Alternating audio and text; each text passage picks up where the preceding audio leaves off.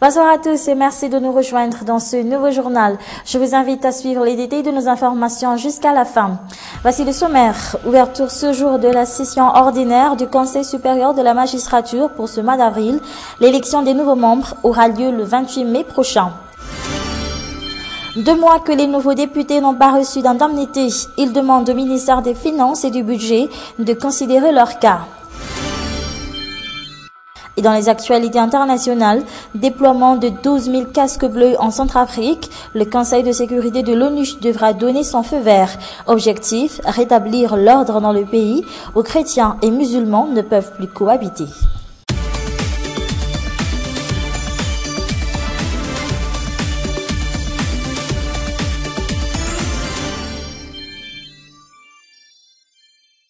Ouverture ce jour de la session ordinaire du Conseil supérieur de la magistrature pour ce mois d'avril. Elle durera 2 jours. Le code de conduite et la gestion de carrière des magistrats seront au menu de la discussion pendant ces 2 jours. Mais le Conseil se penchera aussi sur l'élection de nouveaux membres pour les 3 prochaines années. Depuis 2008, le CSM est composé de 16 membres. Le président Erason Armapian a assisté à l'ouverture de la session du Conseil supérieur de la magistrature ce matin. Et l'élection des nouveaux membres du CSM se tiendra donc le 28 mai prochain. L'autre élection qui devra désigner leurs représentants au sein de la Haute Cour constitutionnelle n'est pour l'instant prévue. Jusqu'ici, le CSM est donc absent de la plus haute cour de Madagascar. Armi Sarakutbe et Zarandiansu.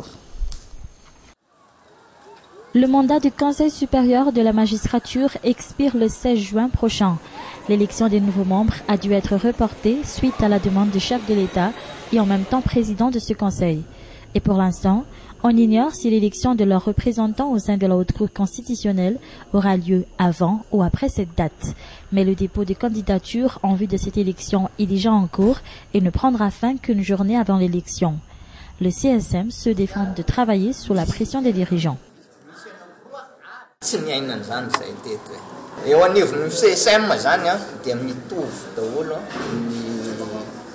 Nous n'avons jamais vécu cela au niveau de la CSM. Chaque membre a une voix. Mais quand il y a parité, lors du vote à main levée, le choix final revient au président de la République. C'est ce que l'on appelle la voix prépondérante.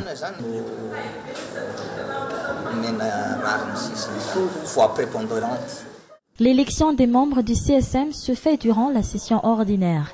Le président de la République convoque cette session et cette fois-ci, cela devrait se faire soit au mois de mai, soit avant la mi-juin. Mais que ce soit l'ancien ou le nouveau bureau, tous les deux peuvent désigner par le biais d'une élection leurs représentants au sein de la HCC.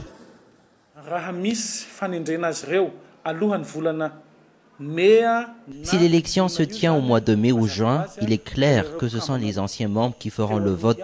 Mais si l'élection se tient après le mi-juin, ce sont les nouveaux membres du CSM qui vont désigner ses représentants au sein de la HCC.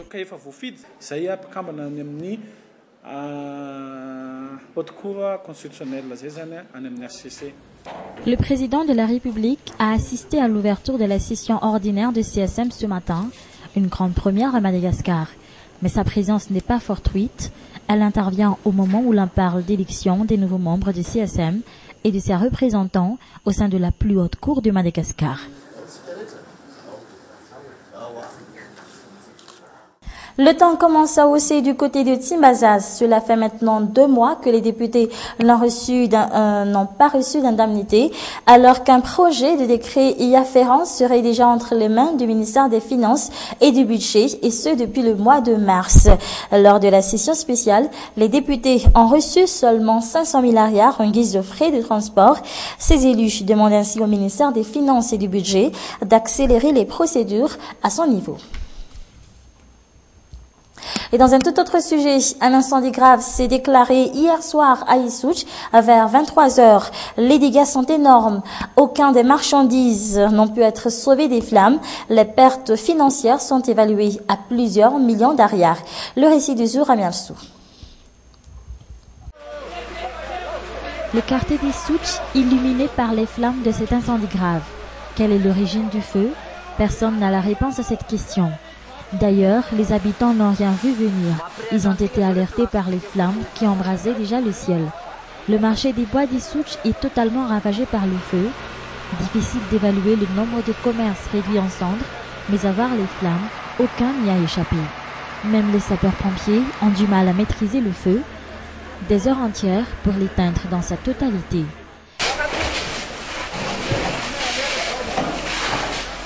La plupart des marchands étaient chez eux lorsque le feu s'est déclaré vers 23 h. Les habitants ont dû forcer certains pavillons pour sauver les marchandises.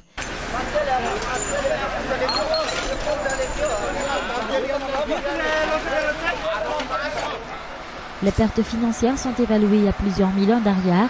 Les bois vendus dans ce marché de bois sont réduits en charbon et le reste réduit en cendres. Pourtant, ce n'est pas la première fois que ce marché de bois d'Issouch est touché par un grave incendie de ce genre. Cela fait maintenant 10 ans qu'il n'y a pas eu d'invasion acridienne à Antananarivo. Nos spécialistes dans la lutte anti-acridienne ont été clairs ce jour dans leur rapport. La tâche ne sera pas du tout facile, surtout avec le peu de moyens dont dispose la Grande Île. En collaboration avec la FAO, il faut encore dans les 17 millions de dollars pour mener à bien la lutte anti-acridienne à Madagascar. Anne Muriel et Yves Chanel.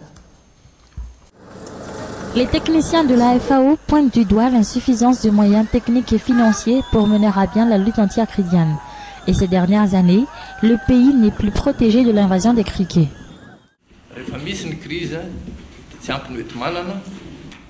Quand le pays traverse une crise, on ne dispose pas d'assez de moyens pour mener la lutte anti-acridienne. Et si nous voulons stopper leur invasion, là encore, nous avons besoin de beaucoup plus de moyens. Et en ce moment, nous sommes face à ce problème, à ce manque de moyens, et surtout, nous n'avons rien fait en 2010, 2011 et 2012. La FAO n'est pas également en mesure de fournir des statistiques fiables sur l'étendue des terres couvertes par les criquets ou encore les dégâts qu'ils ont causés sur les cultures et les probables conséquences pour l'avenir. Depuis 2010, la Grande Île aurait négligé la lutte anti-acridienne faute de moyens, ce qui aurait facilité leur invasion depuis l'année dernière. Pour les gars d'Antananarivo, récemment touchés par une invasion de criquets, des équipes terrestres ont déjà procédé à la dispersion de médicaments pour tuer ces criquets.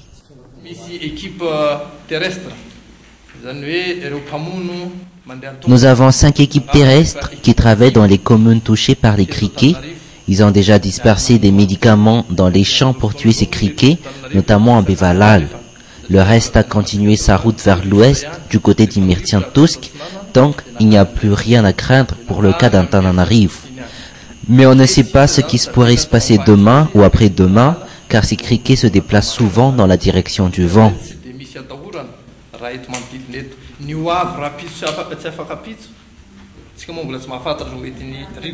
La FAO a été désignée par l'État malgache pour coordonner la lutte anti-acridienne en collaboration avec le ministère de l'Agriculture.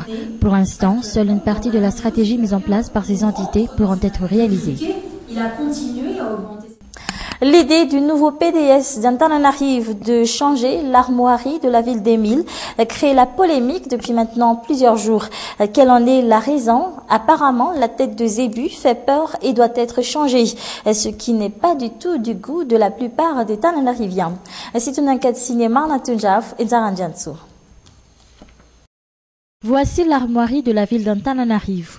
Cette image figure sur tous les drapeaux communaux et sur les cachets de la commune. La plupart des Tananariviens connaissent cet emblème de la ville d'Emile et pour eux, pas question de le changer, comme le souhaite le nouveau président de la délégation spéciale d'Antananarivo. On ne peut pas le changer, car il s'agit de l'emblème de la ville. On ne doit pas le changer, car c'est une marque de l'identité d'Antananarivo. On a déjà l'habitude de voir cette image. Ce sera difficile pour la dernière génération de retenir le nouvel emblème si on doit le changer. Mais d'autres, comme ce fabricant de cachets à Analakale, n'est pourtant pas contre un changement. D'ailleurs, cela n'aura aucun impact sur son métier, car la commune fabrique elle-même ses cachets. Je trouve normal qu'ils veulent enlever cette image, car tous les zébus sont déjà enlevés par les bandits de grands chemins. Ce n'est plus qu'une partie de l'histoire de Madagascar. Nous n'avons plus de zébus. Tous sont tués par ces bandits. Le changer ou pas, cela ne me dérange pas du tout. Changer l'armoirie de la ville, ou plus précisément changer la tête de zébu sur cette image, les avis sont partagés au sein de la population tananarivienne. Mais quel sens peut-on donner à cette image? Nous avons posé la question à un historien et archéologue. Pour lui, la tête de zébu est une marque de l'identité malgache et cela ne date pas d'hier.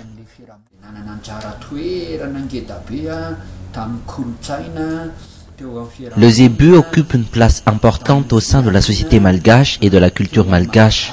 Du coup, c'est devenu un symbole pour les malgaches. Les Français l'ont utilisé pour la confection des billets de banque et nous avons continué à le faire.